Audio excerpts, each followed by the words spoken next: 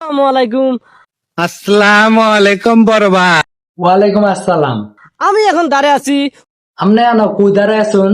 কুড়িগ্রাম জেলা নাগেশ্বরী উপজেলা নারায়ণপুর ইউনিয়নে, আমি দরিদ্র এক ইউনিয়নে আমি দাঁড়িয়ে আছি। কি কি বুঝি নাই, আবার কইছে?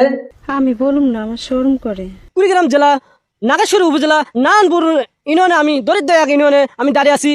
ও আচ্ছা, নারায়ণপুর কি দরিদ্র এলাকা বুঝি?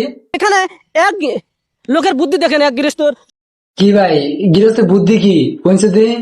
সুপারি গাছ গাছে লাইন করে। আচ্ছা, তারপরে আপনার গৃহস্থের কি জিগালেন?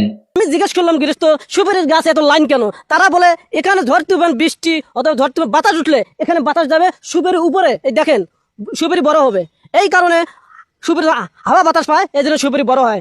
ঝড় তোমার বৃষ্টি আইলে নিজে বাতাস যা, উপর দিয়ে সবাই বড় হয়। ঠিক আছে।